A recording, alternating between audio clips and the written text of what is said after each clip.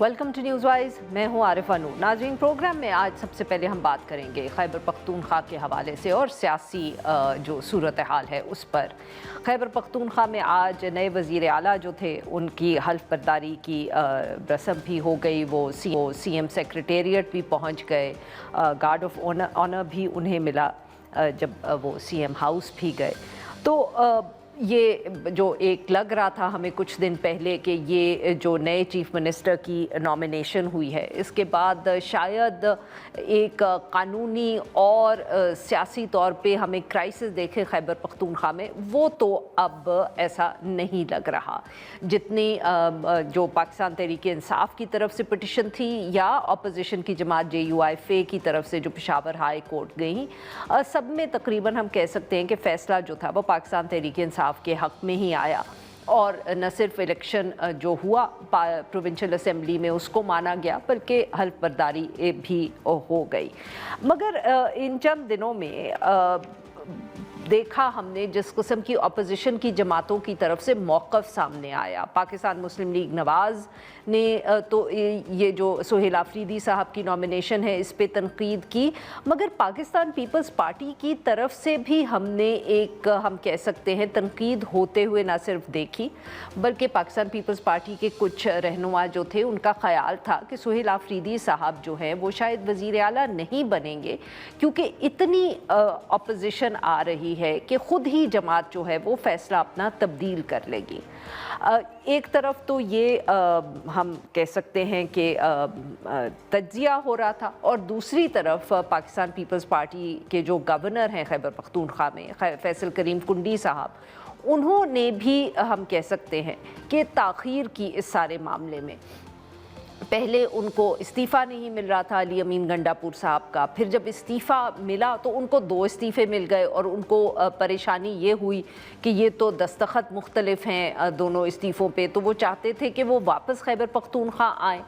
और जब वो खैबर पख्तूनख्वा पहुँचें तो वो अली अमीन गंडापुर साहब से बात करें और फिर फ़ैसला करें कि उन्होंने इस्तीफ़ा कबूल करना है कि नहीं। कुछ कानूनी एक्सपर्ट्स का ख़याल था कि गवर्नर साहब के पास इतनी गुंजाइश है नहीं। फिर जब ये कोर्ट का मामला शुरू हुआ और कोर्ट से फ़ैसले जो थे वो खैबर पख्तूनख्वा की हुकूमत या पाकिस्तान तहरीक इंसाफ के हक़ में आए, तो बिलावल भुट्टो ज़रदारी साहब जंप्ड इनटू द फ्रे। अब गुज़िश्ता रोज़ एक तकरीब में बिलावल भुट्टो ज़रदारी साहब ने गवर्नर साहब को मुखातिब किया, कराची में वो तकरीब हो रही थी, और उन्होंने कहा कि आप जाएं खैबर पख्तूनख्वा। आपको मैं बल्कि वज़ीर आला सिंध को उन्होंने मुखातिब करके कहा कि आप इनका जहाज़ इनको दें ताकि ये खैबर पख्तूनख्वा जाएं, और जो भी कोर्ट की इंस्ट्रक्शंस है उस हवाले से आप फ़ैसले करें। तो यहाँ अब सवाल ये उठता है कि क्या बिलावल भुट्टो ज़रदारी साहब, जिनका शुक्रिया भी अदा किया पाकिस्तान तहरीक इंसाफ ने, क्या वो तनकीद कर रहे थे अपने गवर्नर पे? इन सब इशूज़ पे बात करने के लिए आज हमारे साथ मौजूद ज़मान कायरा साहब, सीनियर रहनुमा पाकिस्तान पीपल्स पार्टी, और हमें ज्वाइन किया मेहरबानो कुरैशी साहिबा ने, रहनुमा है Pakistan Tehreek Insaf. Welcome to the show both of you. Kaira Sahib, आपसे गुफ्तगू का आगाज़ करेंगे। कायरा साहब, ये बताइएगा कि ये पाकिस्तान पीपल्स पार्टी को भी ये लगता था जैसे पाकिस्तान मुस्लिम लीग नवाज़ के पाकिस्तान तहरीक इंसाफ का फ़ैसला सही नहीं है, या आप लोगों को कुछ अंदर की खबर थी PTI की? क्योंकि आपने भी और चंद साहब ने भी ये जिक्र किया कि हो सकता है खुद ही पार्टी जो है वो कैंडिडेट तब्दील कर दें।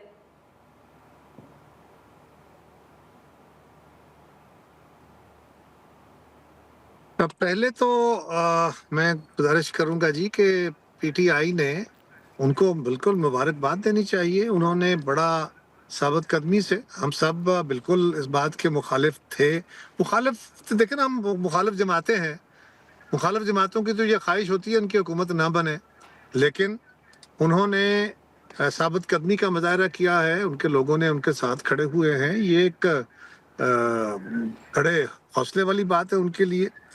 रही बात पीपल्स पार्टी की तरफ से, तो जो बातें की गई गवर्नर साहब या दीगर दोस्तों की तरफ से, बेहतर था वो ना होती। लेकिन ये बात बहरहाल हमारे मुल्क की तारीख में है कि हम आला रवायतें सारी अडॉप्ट नहीं करते। अल्टीमेटली अदालत का फैसला प्रिवेल किया, अदालत ने भी फैसला अवामी राय के मुताबिक दिया। सो मैं समझता हूँ ये पीटीआई के लिए एक बड़ा अहम दिन है कि उनकी जमात के तमाम लोग भी अपने लीडर के फैसले के साथ रहे। और हमारा ये ख्याल था कि अफरीदी साहब जो हैं वो क्योंकि नए नौजवान हैं और जज्बाती हैं और बहुत ज़्यादा सही। एग्रेसिव हैं, तो शायद उनकी जमात के अंदर से किसी और को कैंडिडेट ले लिया जाए। मुझे फर्ज करें, मैंने भी इस पे ये सवाल खड़ा किया और ये उम्मीद जाहिर की कि ऐसा नहीं होगा, लेकिन मैं क्योंकि उनको जानता नहीं हूँ, उनकी जनरल शोहरत जो है वो सोशल मीडिया से ही थी। सही।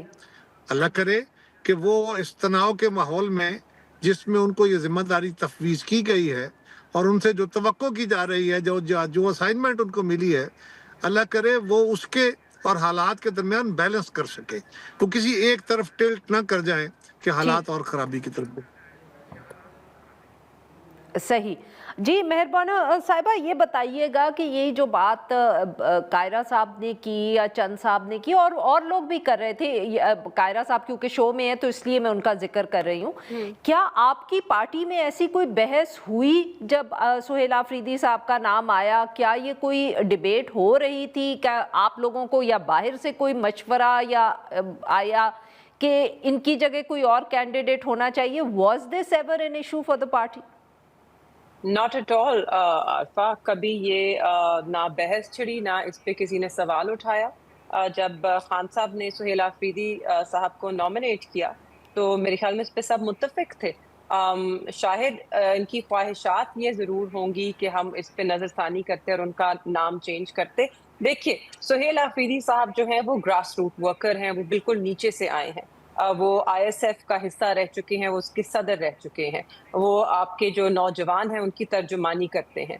अगर लोगों ने कहा कि वो ही इज टू यंग या वो जज्बाती हैं, तो देखिए वो 35 साल के हैं। जी इस वक्त आपका जो वोटर है 60 से 70% मेरे ख्याल में वो 18 से 35-40 साल की उम्र में आता है। तो जो आपका मेजॉरिटी वोटर है वो उनकी अक्कासी करते हैं, वो उनको रिप्रेजेंट करते हैं, उनके जज्बात को रिप्रेजेंट करते हैं। और इस वक्त इस मुल्क में जो नौजवान को जिस तरह केपी में नहीं मगर बाकी मुल्क में उनका वोट मुस्तरद करके जिस तरह उनसे उनकी आवाज़ छीनी गई है, मेरे ख्याल में ये देख कर के एक 35 साला आईएसएफ का मिडिल क्लास का लड़का जो कि नीचे से ऊपर आया है, वो देखकर नौजवानों में फिर से जमहूरियत में, जमहूरी प्रोसेस में एक बिलीफ और एक उम्मीद जागेगी। जहाँ तक एक्सपीरियंस की बात है, दूसरी तरफ हमारे पास एक और नौजवान है, बिलावल भुट्टो जरदारी, और वो तो अभी यूनिवर्सिटी से ग्रेजुएट भी नहीं किए थे कि उनके हाथ में चेयरमैनशिप थमा दी गई थी पीपल्स पार्टी की। तो उनके पास क्या तजर्बा था? जब वो वजीर खारजा बने पाकिस्तान के तो उनके पास तो पार्लियामेंट्री तजर्बा भी नहीं था। सेम फॉर मरियम नवाज साहिबा, वो सीएम बनी है पंजाब की। This is her first parliamentary experience और फर्स्ट गवर्नेंस एक्सपीरियंस किसी भी सतह पर। बिल्कुल सही। कायरा साहब, सर थोड़ा सा अगर आप इजाज़त दें तो ऑब्वियसली जब ये सारा मामला चल रहा था तो हमने मुलाकातें भी होती देखी। कुंडी साहब की मौलाना साहब से मुलाकात हुई, पीएमएलएन की भी मौलाना साहब से मुलाकात हुई। सर क्या कोई कोशिश जोड़ तोड़ करने की पीएमएलएन और पाकिस्तान पीपल्स पार्टी ने की? क्योंकि कुंडी साहब ने भी एक आध जगह ये जिक्र किया कि नंबर्स ऊपर नीचे हो सकते हैं। So I am just wondering behind the scenes कोई ऐसा सलाह मशवरा हो रहा था? आरिफा, दो बातें। एक तो ये कि मैंने कहा मैं जाती तौर पे उनको जानता नहीं था, मैंने तो अपने राय दी जो मेरे पास इंफॉर्मेशन थी। पीटीआई को मुबारक हो। वैसे दुनिया में, सारी दुनिया में यूथ बहुत एक्टिव है आजकल, लेकिन दुनिया के बहुत सारे ममालिक में ग्रे हेयर्ड लोगों को ही हुक्मरानियाँ दी जाती हैं। वो दुनिया की बड़ी ताकतें जितनी हैं जिनके यहाँ स्टेबल निज़ाम है, वहाँ पे भी जिम्मेदारियाँ जो हैं वो नॉर्मली, लेकिन ये बदायका नहीं है। हमारी अपनी कायद मोहतरमा बेनज़ीर भुट्टो 35 साल की उम्र में वज़ीर आज़म बनी थी, तो मैं कोई इसके मुखालिफ नहीं हूँ, लेकिन जनरली बहरहाल दुनिया में तजर्बा यही है।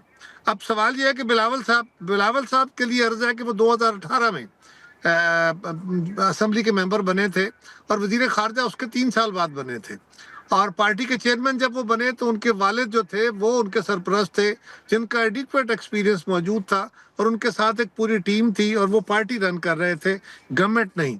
और मैं कोई इस पे बहस नहीं करना चाहता, ये कोई बहस तलब इशू नहीं है, लेकिन आफरीदी साहब को मुबारक हो, उनको उनके लोगों ने वोट दिया, उनके साथी उनके साथ रहे।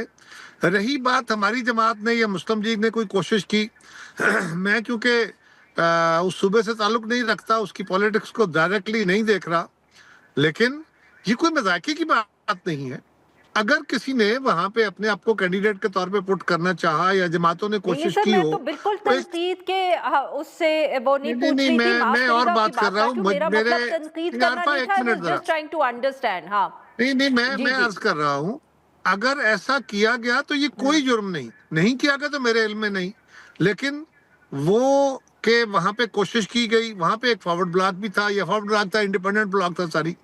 तो अगर आप इलेक्शन नहीं भी जीत रहे होते तो इवन देन जमातें कोशिश करके किसी एक को कैंडिडेट लॉन्च करती हैं, कोशिश करती हैं कि अपोजिशन की जमातों का एक मुतफिका उम्मीदवार आ जाए, भले वो जीत ना भी सक रहा हो, लेकिन ये कैंडिडेचर तो लॉन्च होते हैं। तो मेरे इल्म में नहीं है, लेकिन हुई हो तो कोई अचंभे वाली बात नहीं है।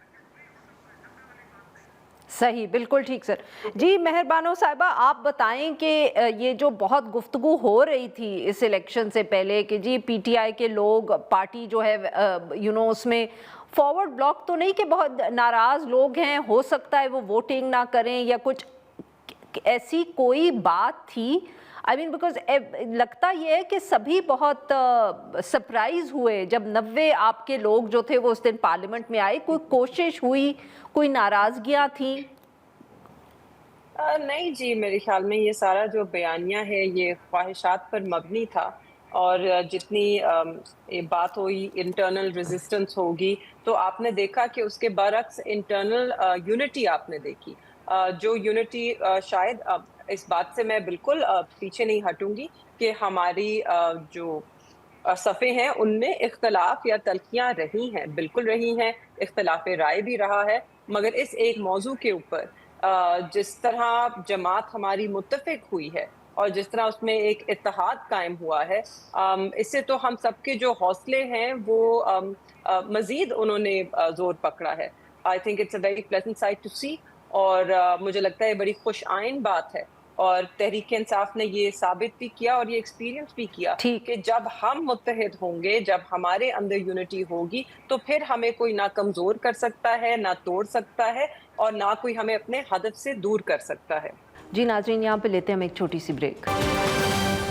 Welcome back. हम गुफ्तगू कर रहे हैं कमर ज़मान कायरा साहब से और मेहरबानो कुरैशी साहिबा से। कमर ज़मान कायरा साहब, सर अब अगर हम बात कर लें, जो बिलावल भुट्टो जरदारी साहब ने कुंडी साहब से गुफ्तगू की इन अ पब्लिक स्पीच, सर अब कुछ लोग उसको इस तरह भी देख रहे हैं कि जैसे बिलावल साहब ने तनकीद की कुंडी साहब पे, जैसे ऐसे भी इम्प्रेशन लोगों को मिला कि शायद बिलावल साहब जो थे वो इत्तफाक नहीं कर रहे थे कुंडी साहब के रवैये से कि सूबे के अंदर ये सूरत हाल चल रही है और कुंडी साहब कह रहे हैं मैं शहर से बाहर हूँ, जब वापस जाऊँगा तो देखूँगा। एक तनकीद का एलिमेंट के गवर्नर साहब आपको वापस जाना चाहिए, आप बल्कि सीएम साहब आपको जहाज़ दें ताकि आप जल्दी वापस जाएँ। Was that the intent? क्या बिलावल साहब हम ये समझें कि शायद उनको लगा कि कुंडी साहब इसको संजीदगी से नहीं ले रहे सारे मामले को? आरिफा, ये तो सवाल बिलावल साहब से ही पूछा जा सकता है कि आपने क्या समझा। अब उनकी राय को मैं उसके ऊपर क्या कमेंट करूं। लेकिन एक बात कि बिलावल साहब मुल्क में नहीं थे, वो कल ही शायद तशरीफ लाए और उस तकरीब में मियां रज़ा रब्बानी साहब की किताब की रूनुमाई थी, उसकी तकरीब में थे जी। और वहां पे गवर्नर साहब भी बैठे थे और उन्होंने अपने खिताब में गवर्नर साहब को भी ये मुखातिब कर दिया। और एक लीडर का ये अच्छा काम था, अच्छा इक़दाम था। इसको आप तनकीद कह लीजिए, लाइट साइड पे तजवीज़ कह लीजिए, बहरहाल इट वाज गुड वॉइस। मतलब कि सर व्हाट्सएप पे भी कह सकते थे ना, ताकि लोगों के सामने ना कहते, बट उन्होंने सबके सामने बात की, इसलिए पूछ रही थी। देखिए एक बात के यही तो सवाल मैं कह रहा हूँ ना कि ये तो उन्हीं से किया जा सकता है, मैं उसके बारे में क्या कह सकता हूँ। चले ठीक है सर, मैंने कहा शायद कोई आपको पता हो कि पार्टी में क्या सोच चल रही थी इस हवाले से। अगर उनके सवाल में कोई गलती हो तो मैं बिल्कुल कहूँ गलत हुआ, लेकिन मुझे आप उनकी नीयत पूछ रही हैं कि उनका इरादा क्या था, सोच क्या थी। अब उनकी सोच के बारे में तो मैं कुछ नहीं कह सकता। ठीक सर। मेहरबानो साहिबा, Thank you. अब आपने जैसे आप बहुत जिक्र कर रही हैं ये तनकीद का, बट सर वेरी क्विकली मेहरबानो साहिबा, अब तो असल टेस्ट जो है वो तो शुरू हो रहा है आपके चीफ मिनिस्टर के लिए। एब्सोल्युटली एब्सोल्युटली करेक्ट आरफा, बिल्कुल अब ये एक असल बड़ा कड़ा इम्तिहान है, क्योंकि जैसे कि आप देख सकती हैं केपी में खास तौर पे बॉर्डर के ऊपर बड़े कशीदा हालात हैं, और अब यहाँ पे मेरी नजर में तो क्या वो जो इमरान खान सबसे साहब की कही हुई पॉलिसी जो है उसको इम्प्लीमेंट करेंगे कि वो क्या वफाकी हुकूमत के खिलाफ स्टैंड लेंगे इस मिलिटेंसी के इशू पर, मिलिट्री देखिए, ऑपरेशंस के इशू पर? मेरे ख्याल में जो खान साहब का भी जो मौकफ है, देखिए वो तसादुम में नहीं है, वो द लार्जर पिक्चर। हम क्या कह रहे हैं, खान साहब क्या कह रहे हैं कि एक जो सूबा जो दहशतगर्दी की जद में है, जो आपका जंग का फ्रंट लाइन स्टेट है जिसे कहा जाता है, उसके अंदर आप कंसेंसस पैदा किए बगैर कोई भी एक्शन नहीं ले सकते। आपको वहां पर सारे स्टेक होल्डर्स को ऑन बोर्ड लेना होगा, चाहे वो पीस टॉक्स के लिए है, वो जिरगास के लिए है, या वो किसी ऑपरेशन के लिए है, या वो ऑल आउट वॉर के लिए है। ये इन चीजों में आपको तभी कामयाबी मिलती है जब जो उस इलाके के रहने वाले हैं वो आपके साथ होते हैं। अब देखिए, अफगानिस्तान में 20 साल अमेरिका ने बमबारी की, and there's no military more powerful, well equipped and better funded than the American military.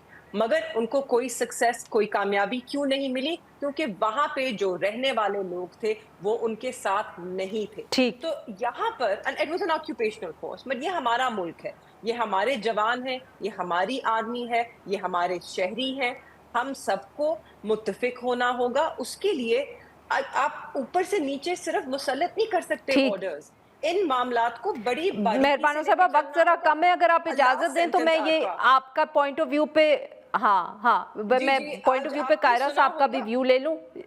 Khan साहब की तरफ से जस्ट लास्ट जी मैंने आप खान साहब की तरफ से आज बिल्कुल जी कायरा साहब, वेरी क्विकली अगर आप इस पे कुछ ऐड करना चाहें, क्योंकि ऑब्वियसली वफाकी हुकूमत का मौक़िफ़ बहुत फर्क है। पाकिस्तान की तकरीबन तमाम हुकूमतें पिछले 30 साल में अफगानिस्तान के साथ मज़ाकरात करती रहीं, उनको पाकिस्तान में दरअंदाजी के ख़िलाफ़ दावतें देती रहीं। वहाँ पे जो हिंदुस्तान के बने हुए थे इदारे या उनके जो कौंसलेट्स के नाम पे दहशतगर्दी की आमाजगाहें, उनके ख़िलाफ़ आवाज़ बुलंद करते रहे।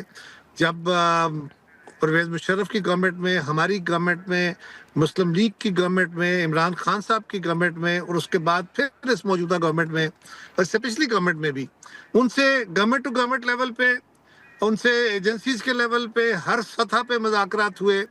मुज़ाकरात की कोई कमी नहीं, और खान साहब के दौर में वहाँ से लोगों को ला के यहाँ आबाद करने की भी कोशिश की गई।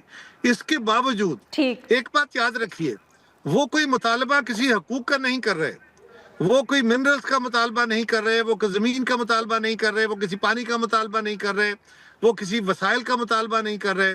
वो कह रहे हैं कि हमने बंदूक के जोर पे अफगानिस्तान की तरह यहाँ पे एक हुकूमत कायम करके अपनी मर्जी का निज़ाम, जिसको वो शरीयत कहते हैं, वो नाफज करना है। अब उनके साथ मुज़ाकरात करके अगर तो आप उनसे ये मुतालबा ड्रॉप कर सकें तो ज़रूर कीजिए। यहाँ पे लेते हैं हम एक छोटी सी ब्रेक, और जब हम ब्रेक से वापस आएंगे तो हम बात करेंगे पाक अफगान ताल्लुकात के हवाले। वेलकम बैक नाजरीन। प्रोग्राम के इस हिस्से में हम जिक्र करेंगे जो पाक अफगान ताल्लुकात, या हम कह सकते हैं इस वक्त कशीदगी है। थोड़ी देर पहले ही ये इत्तला आई कि दोनों ममालिक के दरमियान सीज़ फायर का फ़ैसला हो गया है। अगले 2 दिन यानी कि 48 आवर्स के लिए ये सीज़ फायर रहेगा। पाकिस्तानी हुकाम की तरफ से ये भी कहा गया कि इस सीज़ फायर की जो रिक्वेस्ट थी वो काबुल की तरफ से आई थी। ये बताना ज़रूरी है कि इससे पहले 11 और 12 अक्टूबर की दरमियानी शब अफ़गान तालिबान ने पाकिस्तान पर फायरिंग की। उसके बाद फिर आज सुबह यानी कि 15 अक्टूबर की सुबह भी अफ़गान तालिबान की तरफ से बलूचिस्तान का जो इलाका है उधर 4 मुख्तलिफ मुकामात पर हमले किए गए पाकिस्तान पे, और वहाँ भी काफ़ी कशीदगी रही है। सो इस सारे मामले पे गुफ्तगू करने के लिए अब हमारे साथ मौजूद हैं आसिफ खान साहब, माहिर हैं सिक्योरिटी अफेयर्स के, बहुत गहरी नज़र रखते हैं मिलिटेंसी और इंसर्जेंसी और इस तरह के इश्यूज़ पे। Welcome to the show Basit साहब। बासित साहब, ये बताइएगा कि how are you looking at this situation, क्योंकि ये काफ़ी, अब हम कह सकते हैं कि कोई तकरीबन 2 साल से जो है ये हम देख रहे थे कि सूरत हाल को संभालने की कोशिश की जा रही थी, कशीदगी कभी बढ़ती थी, कभी मुज़ाकरात होते थे, कभी दोनों तरफ से तल्ख बातें की जाती थी, मगर अब तो बाकायदा एक लड़ाई की सी सूरत हाल है दोनों ममालिक के दरमियान। हाँ जी, थैंक यू आशा। आप ठीक कह रही है।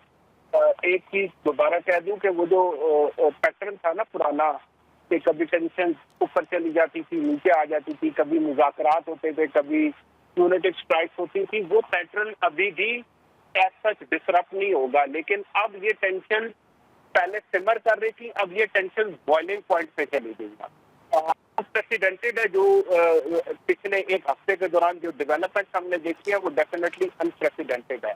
अब हो ये रहा है कि पाकिस्तान का जो पेशेंस है वो अब खत्म हो चुका है और वाज़ेह सबूत मौजूद है इस बात के कि जो दर अंदाजी है वो अफगानिस्तान से होती है।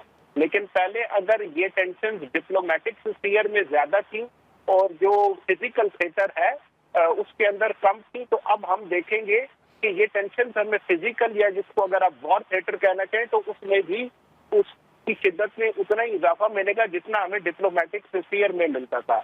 यानी पाकिस्तान जो प्यूनिटिव कॉस्ट है तालिबान की टीटीपी को होस्ट करने की वो और ज्यादा बढ़ा देगा। अब कॉन्सिक्वेंसेस खाली डिप्लोमेटिक नहीं होंगे, खाली बॉर्डर क्लोजर नहीं होगा, बल्कि वो स्ट्राइक्स की सूरत में भी सामने नजर आएगा। लेकिन दोबारा कह दूं कि वो जो पुराना पैटर्न था वो रिपीट उसी तरह होगा, लेकिन एक डिफरेंट लेवल पे होगा। पहले सिमर होता था, अब बॉइलिंग पॉइंट पे होगा। बासित साहब, बट इधर यहाँ ये भी जैसे बहुत से लोगों का ख्याल है कि दो व्यूज हैं यहाँ। एक ये कि ऑफ कोर्स काबुल में जो हुकूमत है उसके लिए प्रेशर बढ़ाया जा रहा है या उनको तकलीफ दी जा रही है ताकि वो अपनी पॉलिसी तब्दील करें, मगर दूसरा व्यू यहाँ ये है कि बॉर्डर के ऊपर अगर इस किस्म की कशीदगी होगी पाकिस्तानी फ़ौज जो है वो उसको हैंडल कर लेगी, मगर जो अफ़गान हुकूमत का इस पे रद्द अमल आएगा वो पाकिस्तान में शायद और ज़्यादा टेररिस्ट अटैक्स हो या उस तरह की सूरत हाल हो जो हमारे लिए संभालना मुश्किल होंगे।